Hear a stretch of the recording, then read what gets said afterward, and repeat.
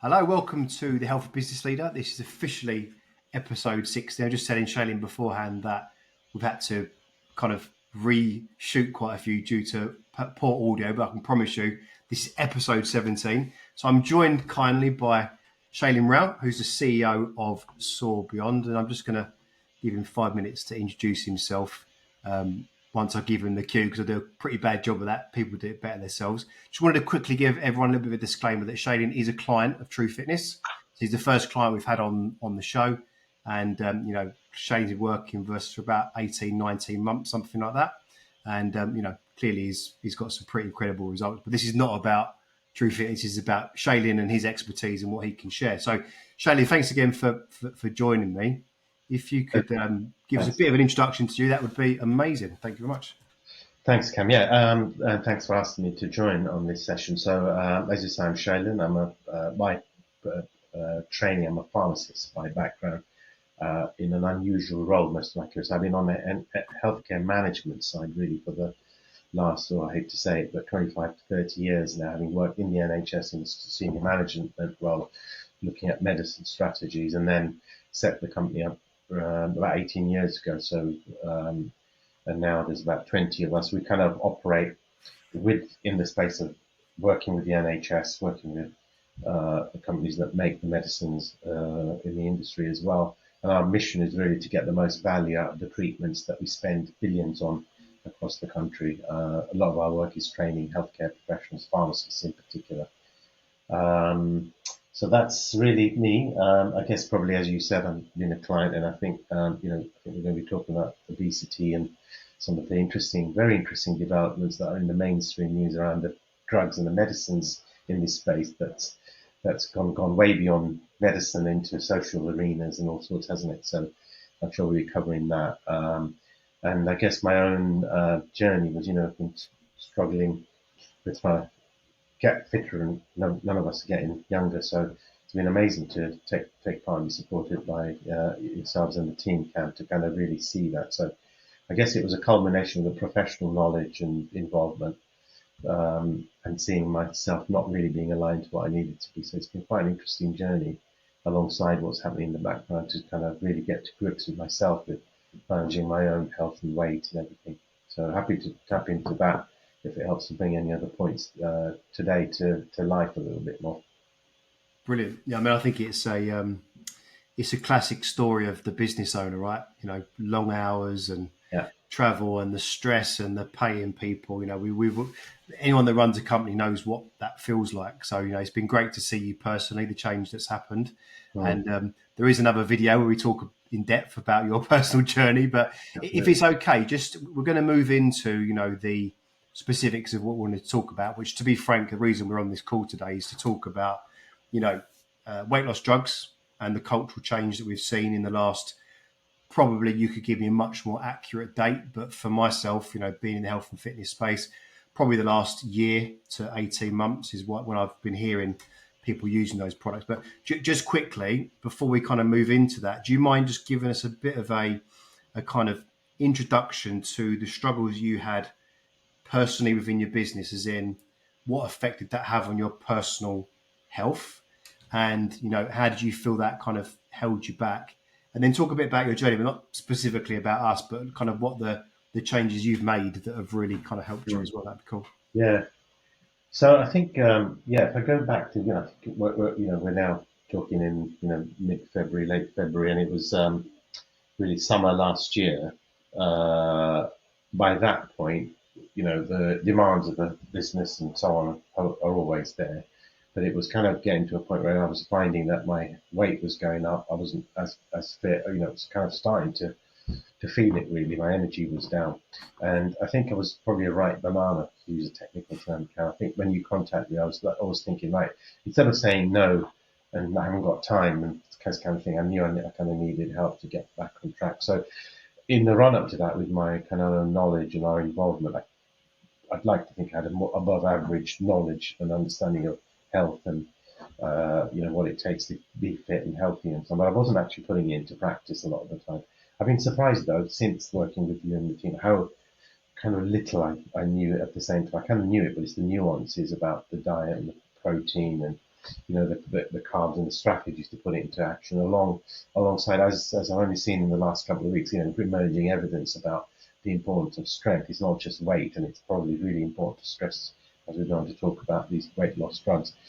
It's the strength and the strength training that I'm doing. I think the combination of diet, strength training, focus, seeing what effect things really have, that's been a real game changer. So, I've got my own little gym at home now, with the weights and the kettlebells and a rack and the bench. And it's like, people look at me and think, who's this person? It wasn't me. I was active, and I grew up actually playing sports and so on. So I was never, and I was very thin growing up as a result of that. So I'm used to activity, but it's just kind of fallen off. And then you just get too busy, don't you? And then you realise that actually you've got to do something about it. So, training sessions, 6:30 in the morning with the guys, sticking to those. That, of course, the accountability, and it's in the diary. Never really feel like doing any of those, but I'm always so much better for it and feeling better for it. So it's become now really, even the other days, most days I'll be doing something. The diet's so much better.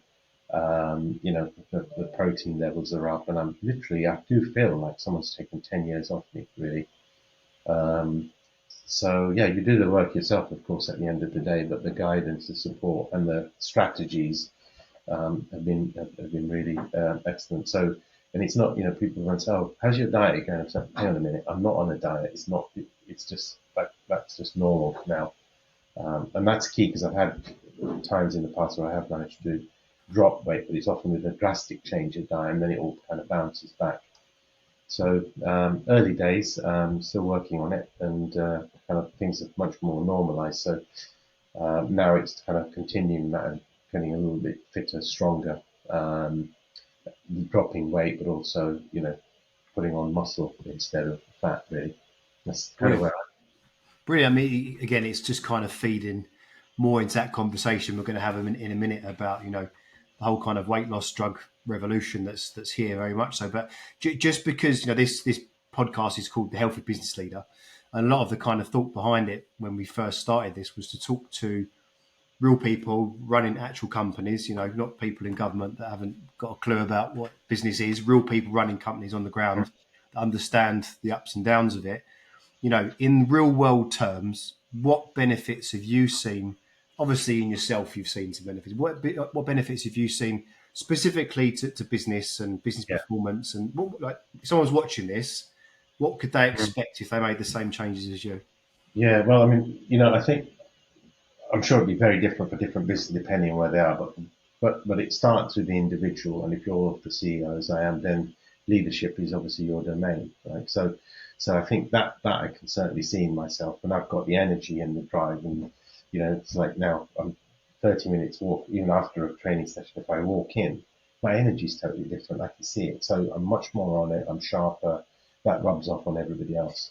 I'm across more things. I've got more stamina. So I just feel I'm more across things. I'm in a better state of mind, communicating, even with when there are tough and pressure times. So I think that's probably the biggest thing. I wouldn't really be able to say, oh well, sales have gone up like this, or this has gone up, because there's so many intangibles associated with that. And I think definitely also my resilience and calm. I'm generally, I think, probably like a swan. Inside there's lots going on, but I'm quite a calm kind of individual at the best of times.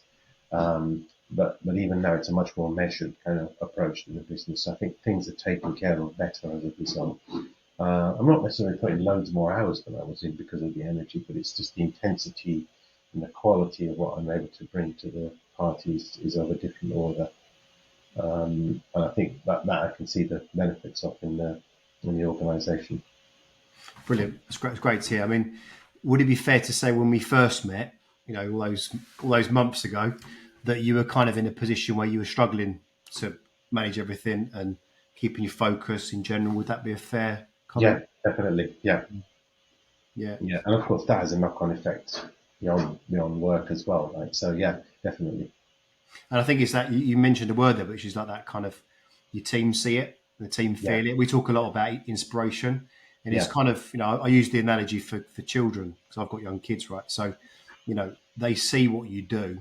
They, by osmosis, they do what you do, right? And I do things with my son's got a little music player, and I go up in his bedroom and he's playing a song that I played to him 3 weeks ago because he wants to be like his dad, right? And it's kind of, it's, I'm not saying it's the same as having a team, but they see who you are, they see your energy, they feed off that. And if you're coming in the office, and this is not you, but just in general, sweating and you're miserable and you want to ready for have an argument, it just kind of kills the whole vibe of the office, I suppose. And if you look at that on a high level, culturally, like company culture is a big thing we talk about. It's not a healthy culture. So when the leader, i.e. you, gets in shape, it definitely has a positive impact on the team. Yeah, definitely. Yeah.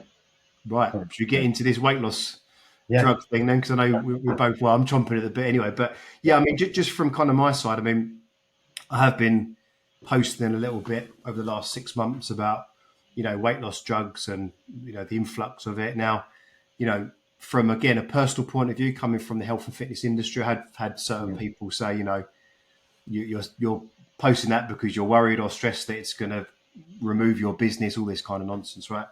I think from my side, I'm seeing it on a kind of day-to-day basis and experiencing it and hearing about it. And I think we spoke last time about it, but I suppose, there was the governmental change where the government said, right, we're going to start giving these to people that need it. It's going to revolutionise the workforce. We're going to help people get into work. You've got that kind of governmental side of things, which, I get the logical side of it. It makes sense, makes sense from that side of things. I suppose where I'm coming from when I make these comments, it's a little bit of the social issues that I see with it. We spoke previously about it. There's mums at the school that are taking, I don't want to name any brand names in case I get myself shot in the road, but they're taking weight loss drugs to lose 4 or 5 pounds. They can get them easily off of a website by telling a couple of porkies on a consultation form. There's people have it in their house without any, consultation with a doctor and not really knowing what they're doing with it. So that's the side of things that kind of worry me. It's not so much that it's going to wipe out, health and fitness or weight loss expertise companies. It's more my concern about what is the future hold. Now, we had a conversation about it a couple of weeks ago, and you kind of gave me a real insight into the data and stuff like that. So if it's okay, Shailen, if you could give us like an overview that people would, understand that aren't necessarily in your game or in my game, just to give people a bit of an overview, like what is the data telling us? What are we looking at from a, how safe is these drugs? That would be really cool. Yeah, no, great questions. So happy to give an overview. So I think, a bit like you said, I kind of, first of all, let's start with thinking about the drugs as a class. And the first thing I'd say is, they're amazing drugs. Now, we had this conversation a while back. I know I'm a pharmacist, and people might think, oh, that means you take loads of medicines. Actually, most of the pharmacists I know, myself included, probably take way less than average medicines because we know what works, what doesn't, some of the side effects, and we tend to be more of us. I think it's a fair generalization from my experience. And really, I hardly ever take anything, and I'm always feeling guilty that there isn't enough medicine in the house for the kids at home and all that kind of stuff. So I'm coming from that mindset. It's worth saying that at the outset. That said, if you look at all the innovations that are happening in the world with humans, medicines in the last, century and even in the last 15, 10, 12, 20, 25 years have been right up at the top of the list in terms of what we've been able to achieve by innovation. Right? And these medicines are brilliant, amazing in terms of, they're kind of victims of their own success of it. They're really effective. First thing to say is some of them, and the whole class in general, have been around now for a long time. So they were originally used and licensed for use in diabetes. And the first one of this kind actually it's an analog of the saliva from the Gila monster, which is a lizard. So it actually derived from that, the GLP-1s. Did not know that. Yeah, it's kind of got lost because I remember looking at that, kind of thinking roughly 20 years or so ago. Don't quote me on that, but it's that long ago that there's some of those original. It's not the same drug, but the newer versions of that class have come on since. So the GLP-1s have been around a long time. So Well, there is quite a lot known about them as a class, and they've been really good. And what happened was, as understanding and usage grew, we saw that the benefits, it wasn't just diabetes control in terms of glucose, there was a knock-on effect. That was, weight was going down, and actually in many ways that could be one of the reasons why, because we all know that weight and gaining weight is a major factor for not just diabetes but cardiovascular disease and ill health of all sorts. Right? So these are not suddenly new drugs, as in new class, new thing that's appeared, and we really don't know much about it. So that's really reassuring. But those, we do know a lot about this class and the safety and so on.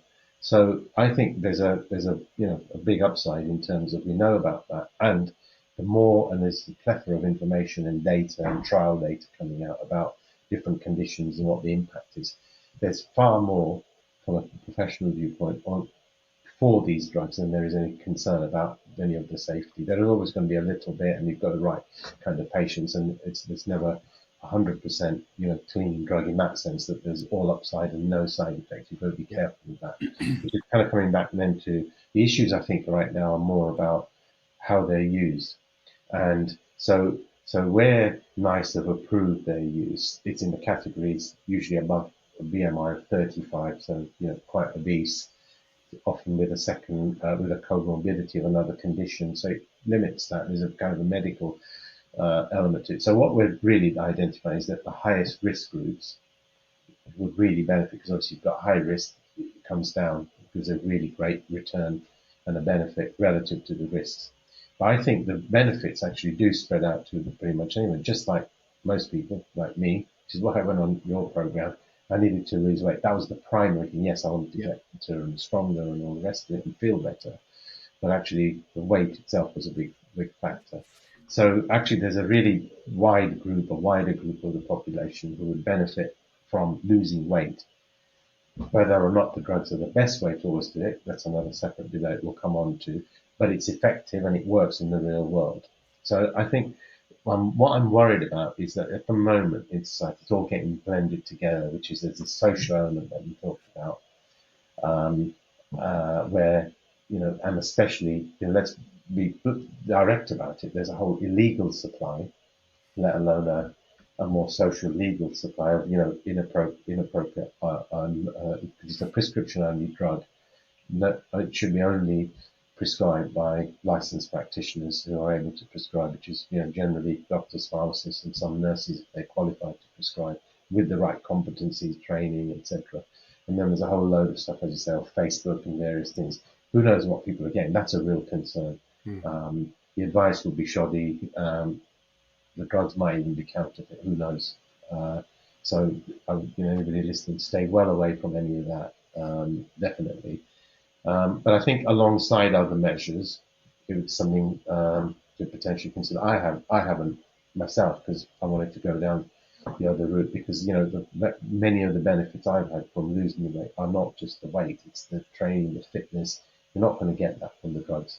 You're going to get the weight reduction. Yes, obviously, make you more mobile, and you might do something, but so you're definitely not going to get all the benefits. But as part of a toolkit of options with the right people, and if you're fit into get medical advice, be monitored, could be literally a lifesaver and a game changer for a lot of people.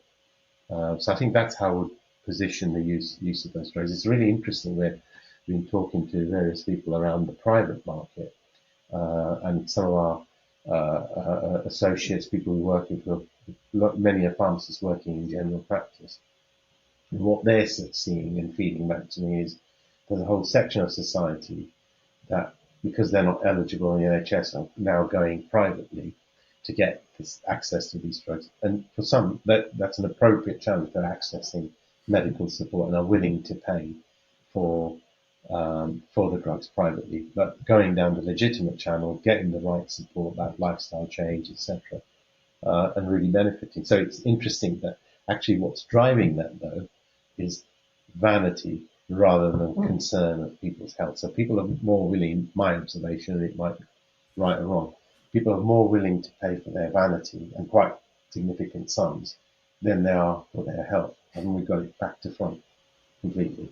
Whereas if it was just a health game, There's no way those people would go privately and look for it on Facebook and all the rest. Then there's the issue then about the effectiveness of it, really effective. The trial data is really good. It's showing all sorts of benefits for other conditions.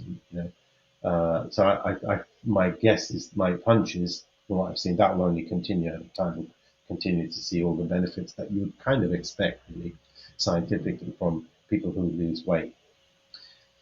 Next issue then for me would be how long and what happens if you stop, right? So we know in the main that people do tend to bounce back because you haven't changed your lifestyle. And the way these drugs work is literally suppressing your desire for food, so you actually consume less calories. That's essentially it, pretty much.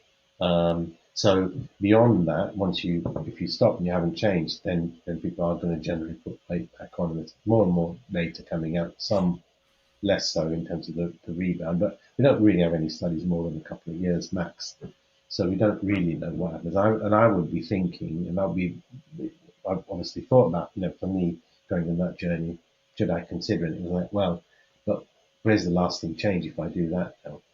So I think the lifestyle change alongside it is key. So if I was to take it, it would be alongside what I'm doing with you, or something similar, not instead of. Definitely.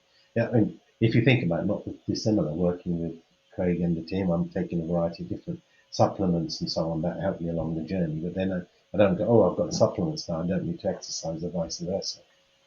So I think that's how I would see it. And yeah, I mean, you can expect, I think, to a lesser or greater extent, once you stop taking the medicines, the weight loss medicines, you are going to then bounce back unless you've changed your lifestyle and diet for good. It's a fascinating subject. I've got about 100 questions just popped up in my head, but right. I think we could probably spend about 4 hours talking about this.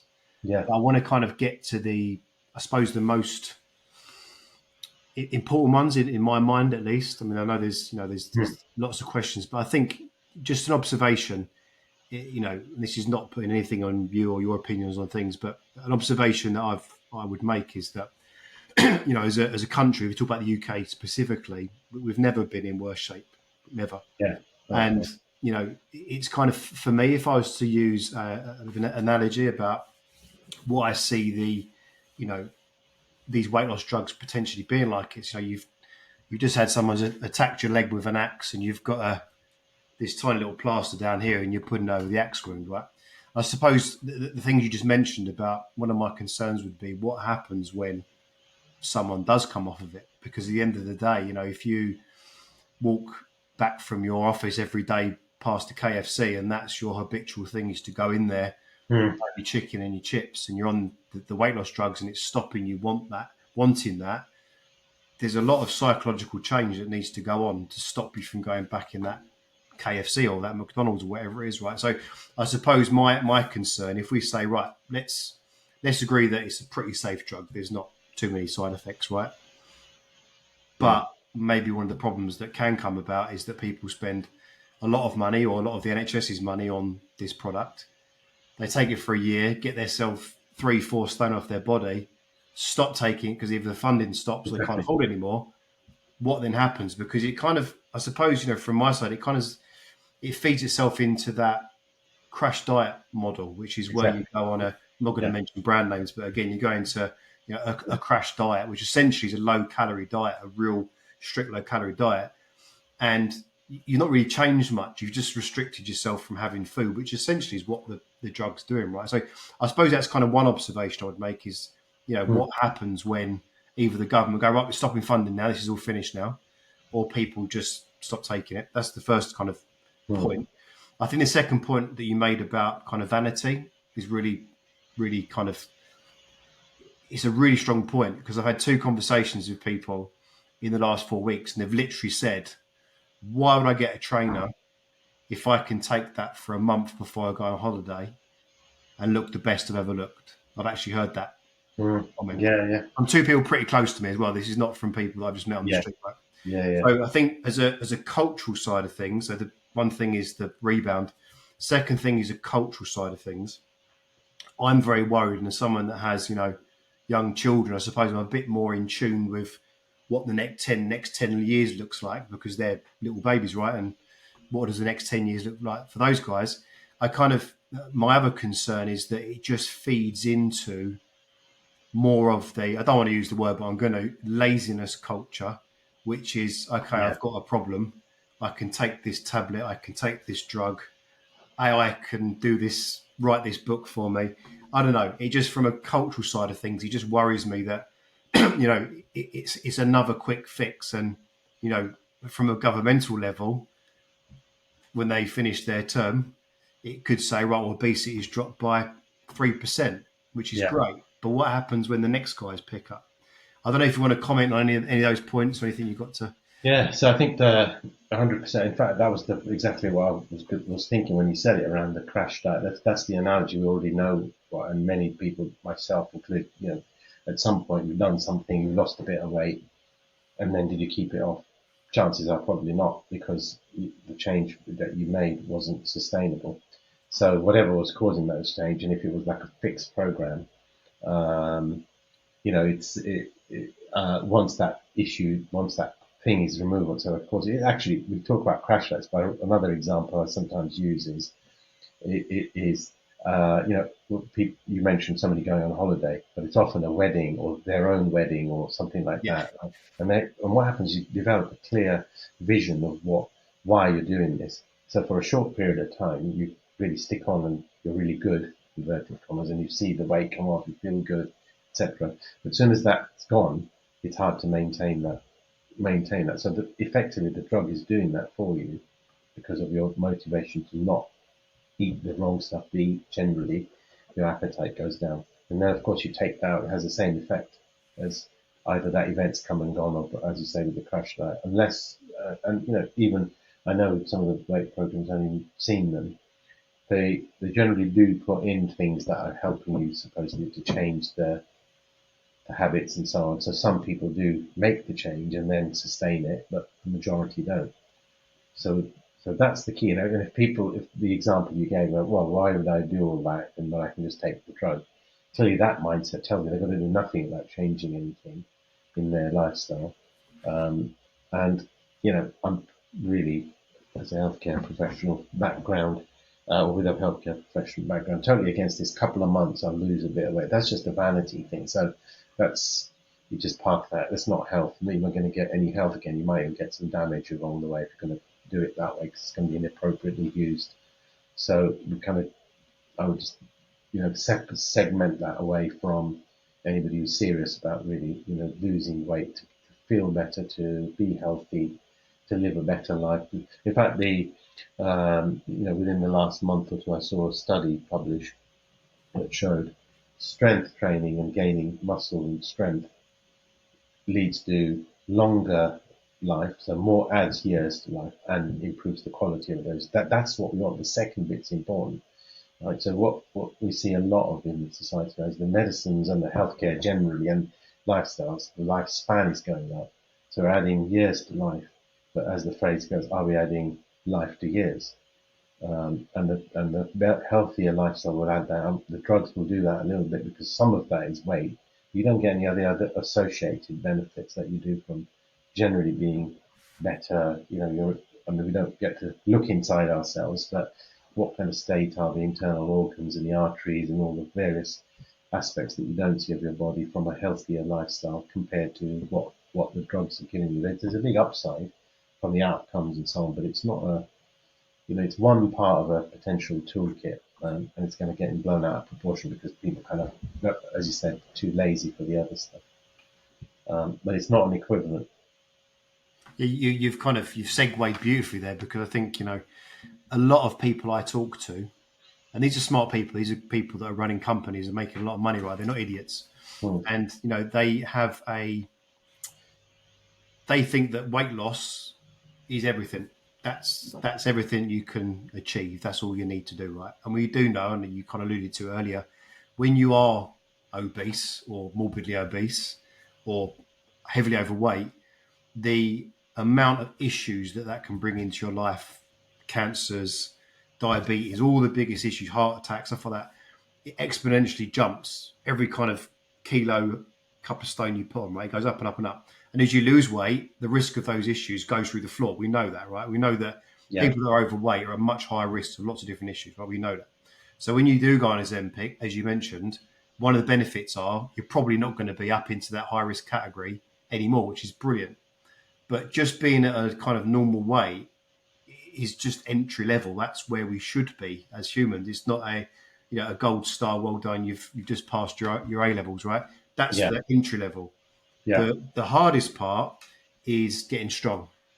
The hardest part is eating healthy. The hardest part is getting the sleep in. The hardest part is going to the gym in January when you really don't want to do it. It's about training your mind. It's about training your body. It's about challenging yourself. Taking a drug just to be at a normal weight doesn't give you've not completed the health challenge. That's kind of the starting point, right? And I think that's a kind of a differentiation that I see, again, smart people and other people as well, just really struggling with the idea that, just being at a normal weight is kind of the starting point. That's not you finished. There's so much more you can do. And you made a great point. My dad had me when he was 53, right? He was an old dad. He died 2 years ago, 88. 15 years he had Alzheimer's. So really I lost 15, 16 years of my dad, right? And a lot of that came down to that kind of the quality of the years, right?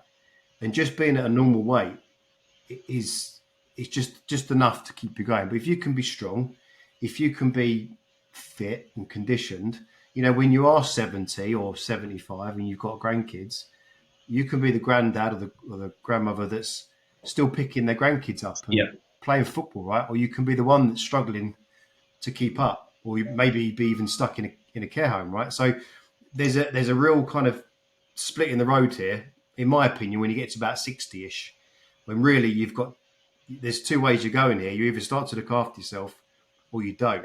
So I'm just kind of brain splurged there. But no, it's an interesting point you raised because and talking about mine, thankfully, is still with us and he's in his 80s, just turned 80 now, and he's becoming really really bad arthritis. So actually, it's really worth flagging up. It's not, and he's a case in point. Actually, as you get older, then frailty becomes the issue, right? So that's really a major determinant on your health outcomes as you get older. So and we know this from the learning from osteoporosis, where actually the idea is that much younger in life, they advocate more calcium, weight-bearing exercise and so on, because you build up your infrastructure at a younger age, because you are going to get a decline as you get older. So the higher you get your strength up effectively early in life, you want to drop from here down rather than from here down. And that's what and with my dad, he's really becoming frail. So now the whole thing reverses. The whole strategy is to almost fatten him up, to use the everyday language, but not just fat, but it's like we're trying to get more, and his appetite's dropping, so we're trying to get more protein, calories, everything. So as we all know, life's a kind of the circle of life. When the babies are born, we want to make sure they're nourished and grow and give them all the energy. When the kids are raiding the fridge and so on, and they're younger, and it's all good because they're building up at that point. And then we kind of get this whole conditioning of reducing weight. But actually, you've got to be careful that actually what you want is to maintain good infrastructure, bone structure, strength, because later on in life, chances are you're going to be fattening them up or building them up or needing to. So actually that higher base of strength, when the frailty element comes in, and this sarcopenia with the muscle wastage that naturally occurs as you get older, the weight loss drugs, actually one of the issues is, you lost weight, but did you lose muscle along the way?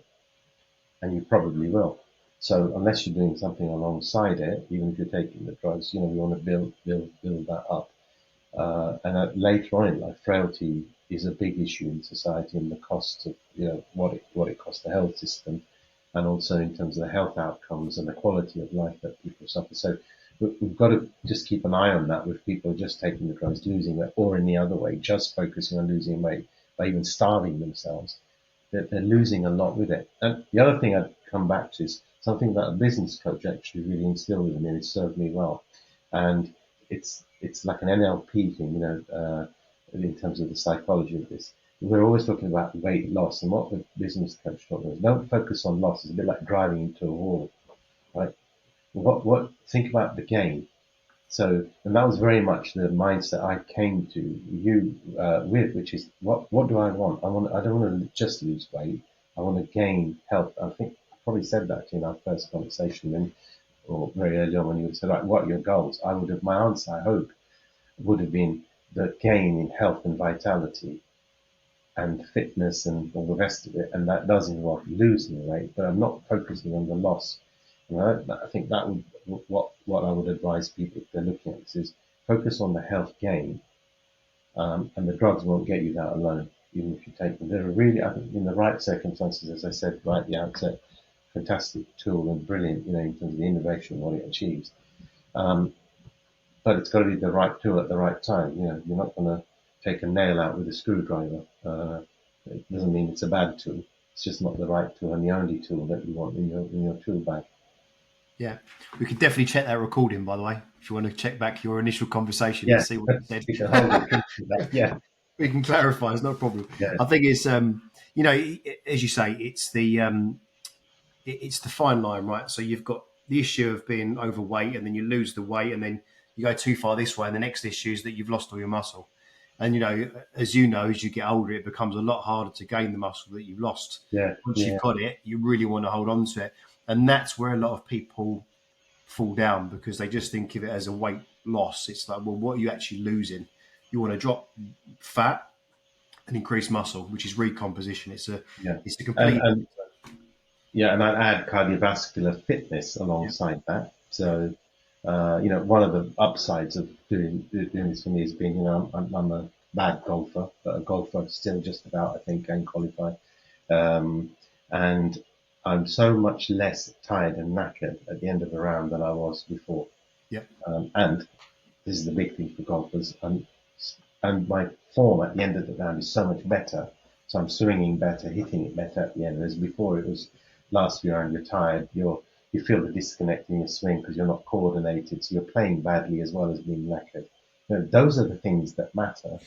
And they're the rewards. I'm not going to get that with just the weight loss. So that's got to be strength. My mobility, flexibility, everything's so much better. And in the future, if I'd consider adding a drug in for a short period of time if I felt it might just help me a bit to get to a different plateau level, but it won't be a replacement. I'm not thinking that at the moment because I'm fine where I'm going. But that's how I would see it, being used appropriately. And especially, the segments of society that are much more obese and not getting out and so on, if that gets them down, but it can't be a panacea for everything, and it's just sorted out by taking a medicine.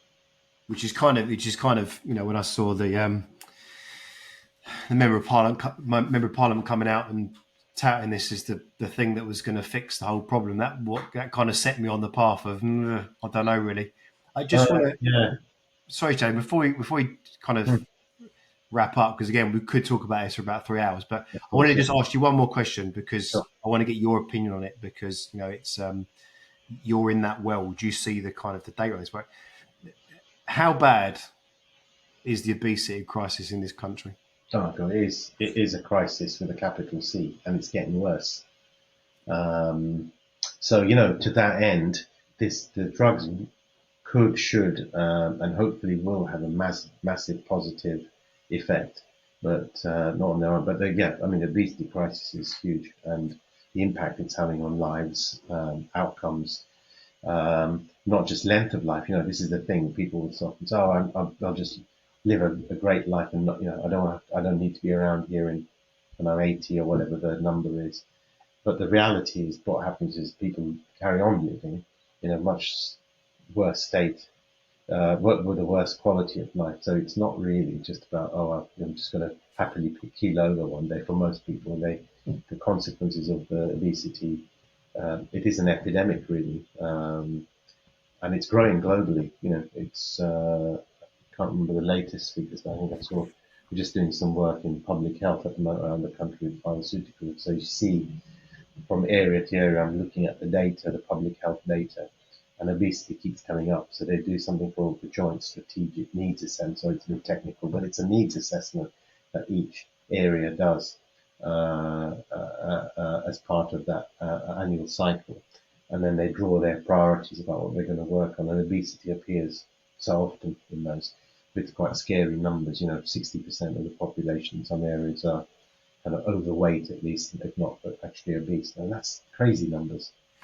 And I think in society, we've become used to that. I mean, I don't know if you noticed that, but when I look at old family photos and everything, the first thing that strikes me is everyone looks so thin.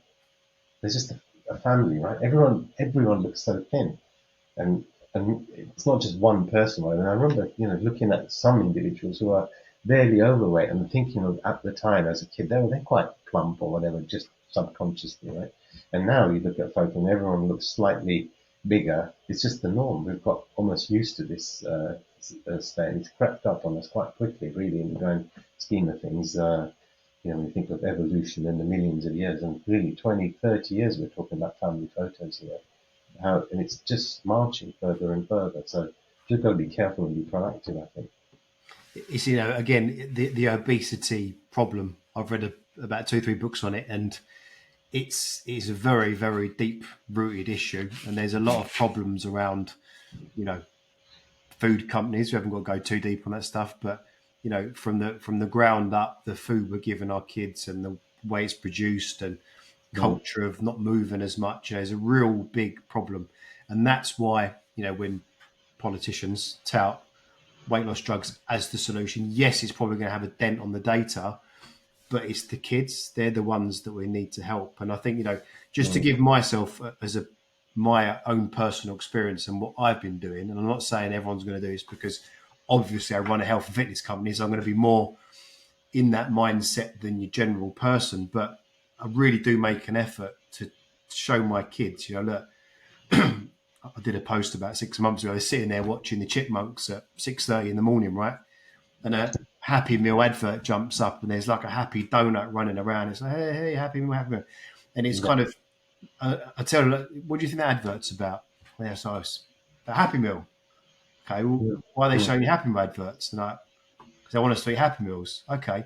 So just get them into the idea that you're being marketed to all of the time. You don't realise it. I mean, that's another conversation for another time. I don't think children should be having Happy Meal adverts 6:30 in the morning, to be honest with you, but that's another conversation. So I'm just trying to give them education around, look, this is the types of food that you have as a treat. This is not the kind of normal food that you eat. And we've actually got this little app.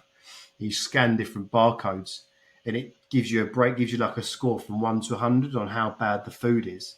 So I've got on the little app and they're scanning foods.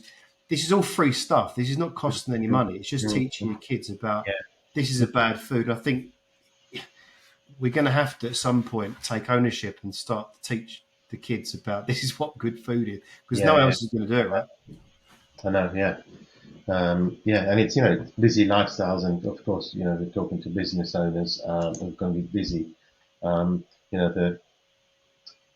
of the things actually that I've learned so much more about is what on the face of it would be healthy meals. This has been a big shift, hasn't it, really, in the healthcare world in the last definitely 2 years around ultra processed foods, and we kind of and to some extent, yes, everyone talks about McDonald's, KFC, whatever that is, but actually it's the stuff in between, the middle, things like bread is processed and how much carbs you're getting in processed and what that looks like and how quickly you can add that up without even trying or knowing, really, in terms of you actively got to make the food choices to really keep that balanced. And it's kind of back to, I've heard it said a number of times, would your grandparents recognize that as food? Maybe we need to go one generation back even further down before long. And chances are then it's probably okay because there's very little processed, and certainly ultra processed wasn't the thing. That's the thing, isn't it? And it's very clever. I mean, I've been most of my life predominantly a vegetarian, and it's like the plant substitutes and stuff. It's all marketed and presented as really healthy options, but actually it's so processed. And it's that kind of creepy stuff that people, I say creepy stuff, but it creeps up on you. Not that it's creepy in that sense, but it creeps up on you because you think, I thought I was making a healthy choice. It's one thing avoiding the fast food shop, but actually, even when people think I'm actually meaning to make a healthy choice, and yet I'm actually finding that I'm not, that worries me a little bit more, perhaps even more. It's an absolute minefield, and it's a a very broad topic, but I think it's you kind of you checkmated before you start, because the stuff that even says healthy on it isn't healthy. The stuff that says low fat on it and all this stuff is marketing people that know how to make you eat stuff. That's the problem, right? But again, we could talk about this subject for 4 hours, and I know you've probably got other calls in the diary. So, Shailen, thank you so much for sharing your insight into the weight loss drugs and obesity and stuff like that. Thank you. If anyone wants to check you out and contact you, where's the best place to reach you? Well, they can come through you, I'm sure, if they've got your contact details. Otherwise, they can contact me via my email. So it's Shailen at Soar Beyond, SoarBeyond.co.uk. And you'll also find me on LinkedIn, so make contact there. Fantastic. Thanks for your time, Shailen. Thank you. Cheers. Cheers.